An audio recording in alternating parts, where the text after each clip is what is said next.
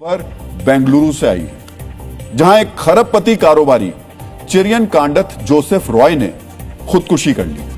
सीजे रॉय की संपत्ति 9,000 करोड़ रुपए थी। उनके पास दुनिया की महंगी गाड़ियों का कलेक्शन था।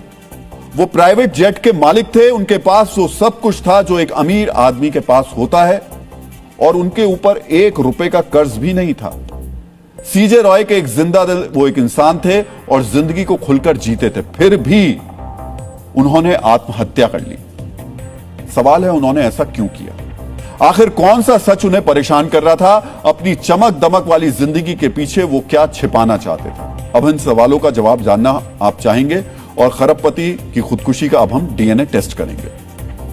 मित्रों, कॉन्फिडेंट ग्रुप के चेयरमैन सीजे रॉय का बेंगलुरु में बड़ा कारोबार है। सेंट्रल बेंगलुरु में रिचमंड सर्कल के पास कॉन्फिडेंट ग्रुप के ऑफिस में पिछले 3 दिन से इनकम टैक्स विभाग की तलाशी चल रही थी। कल दोपहर 12 बजे फिर से इनकम टैक्स के अधिकारी पहुंचे। दोपहर 2 बजे सीजे रॉय अपने ऑफिस में आए। दोपहर 2:30 बजे आयकर विभाग के अधिकारियों ने उनसे कुछ कागजातों पर सिग्नेचर करने के लिए कहा। दोपहर 3 बजे वो अपने केबिन में यह कहकर गए कि मां से बात करनी है, और फिर 3:15 बजे के आसपास उन्होंने अपनी पिस्टल से खुद को गोली मार ली। रॉय के सुसाइड के बाद आयकर अधिकारी रेड की प्रोसेस बीच में ही छोड़कर चले गए। कर्मचारियों ने रॉय को अस्पताल पहुंचाया, लेकिन तब तक उनकी जान चली गई थी। मित्रों, बिजनेस टाइकून सीजे रॉय ने अपने दम पर शून्य से शिखर तक का सफर तय किया था। एक वक्त था जब उन्हें एक कार शोरूम में धक्के मारकर बाहर कर दिया गया था। तब वो सिर्फ 13 साल के थे। उन्हें सेल्समैन ने यह कहकर शोरूम से बाहर निकाल दिया कि तुम क्या कार खरीदोगे। इस अपमान को उन्होंने अपनी प्रेरणा का स्रोत बनाया, और फिर उन्होंने धन के साथ साथ कार संग्रह को भी अपना लक्ष्य बना लिया। मित्रों, सीजे रॉय ने 1994 में 1.25 लाख रुपए में पहली मारुति कार खरीदी थी। आज उनके पास 200 से ज्यादा लग्जरी कारें हैं। उनके गैराज में भारत की ही नहीं, दुनिया भर की सबसे तेज और महंगी कारें मौजूद हैं। उनके पास 12 Rolls Royce, Bugatti Veyron, Ferrari, अगेरा, मैक्लारेन, लैम्बोर्गिनी हुराकेन और एवेंटाडोर जैसी कारों का कलेक्शन मौजूद है। कार को लेकर उनकी दीवानगी को ऐसे समझिए कि जिस कार को उन्होंने 1994 में खरीदा था, उसे 1997 में बेच दिया, लेकिन 2025 में 10 लाख रुपए देकर फिर से उस मारुति कार को हासिल कर लिया। सीजे रॉय अक्सर कार के साथ अपनी तस्वीरें सोशल मीडिया पर शेयर करते थे। उन्होंने अपनी आखिरी कार दिसंबर में खरीदी थी। वो खुलकर अपनी जिंदगी जी रहे थे। वो कार को अपने शौक की पराकाष्ठा कहते थे। मित्रों, सीजे रॉय जब 36 साल के थे, तब उन्होंने अपने लिए पहला प्राइवेट जेट खरीद लिया था, और वो भी बैंक से 1 रुपया उधार लिए बिना। सीजे रॉय का कारोबार बेंगलुरु से लेकर दुबई तक फैला हुआ था। परिवार का दावा है कि सीजे रॉय के ऊपर 1 भी रुपए का कर्ज नहीं था। उन्हें एक विजनरी कारोबारी के तौर पर देखा जाता था। सीजे रॉय को रियल कारोबार विरासत में मिली थी। उनकी मां छोटे छोटे जमीन का टुकड़ा खरीदकर बेचती थी, लेकिन सीजे रॉय ने खुद का साम्राज्य खड़ा किया। उन्होंने 2005 में कॉन्फिडेंट ग्रुप की स्थापना की।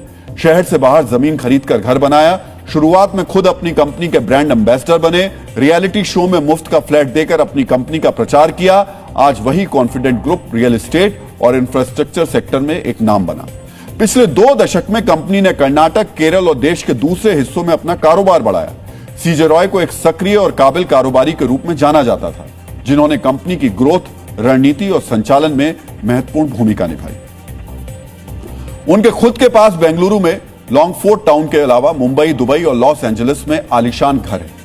ऐसे कारोबारी ने खुद अपनी जान ले ली। मित्रों, सीजे रॉय की खुदकुशी के इर्द गिर्द कई थ्योरी घूम रही है। परिवार वालों का आरोप है कि बिना आधार लगातार आयकर विभाग की छापेमारी से वो परेशान थे। तो दूसरी तरफ यह भी दावा किया जा रहा है कि छापों के दौरान आय से अधिक संपत्ति से जुड़े कुछ सबूत मिले थे। बेंगलुरु पुलिस कमिश्नर ने जांच के लिए एसआईटी बना दी है। मित्रों, पहली बार 3 दिसंबर 2025 को केरल से आयकर टीम आई थी और कुछ दिन बाद बेंगलुरु में रुकी थी। सीजे रॉय की कंपनी की जांच पड़ताल उन्होंने की। इसके बाद वो 28 जनवरी को आई। तब सीजे रॉय दुबई में थे। वहां से उन्हें बुलाया गया। मित्रों, सीजे रॉय स्लोवाक गणराज्य के कर्नाटक और केरल के लिए मानद कौंसिल भी थे। मतलब वो स्लोवाक गणराज्य देश की ओर से भारत में कर्नाटक और केरल राज्य के लिए ऐसे स्थानीय प्रतिनिधि थे जो दोनों पक्षों के संबंधों को सुगम बनाता है। कर्नाटक में कांग्रेस की सरकार है उसका आरोप है कि 57 साल के सीजे रॉय आईटी अधिकारियों के मानसिक दबाव को झेल नहीं पाए। सीजे रॉय की खुदकुशी पर कैसे सियासत हो रही है, हम आपको वो भी बताना चाहेंगे। ये उत्पीड़न है ईडी और आईटी अधिकारियों का, और ये पूरे देश में चल रहा है। और ये तीसरा और चौथा हादसा है कर्नाटक में। हम सब जानते हैं कैसे ईडी और आईटी अधिकारी आम लोगों को, बिजनेसमैन को प्रताड़ित करते हैं।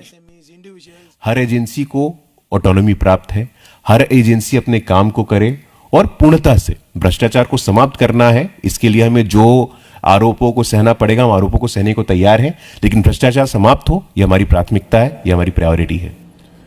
राजनीति अपनी जगह है, लेकिन देश के बड़े बिजनेसमैन टाइकून की खुदकुशी की असली वजह भी अवश्य सामने आनी चाहिए। हालांकि मित्रों, मानवीयता के आधार पर इस खुदकुशी का एक दूसरा पक्ष भी जरूर देखा जाना चाहिए। वो भी तब जब समूची दुनिया में संपत्ति बनाने और जुटाने की होड़ लगी हुई है। हर कोई अधिक से अधिक संपत्ति इकट्ठे कर लेना चाहता है, एक दूसरे से आगे निकलने की प्रतिस्पर्धा कर रहा है। तब सीजे रॉय की खुदकुशी बताती है कि ऊपर से भरे हुए ऐसे लोग अंदर से कितने कमजोर होते हैं।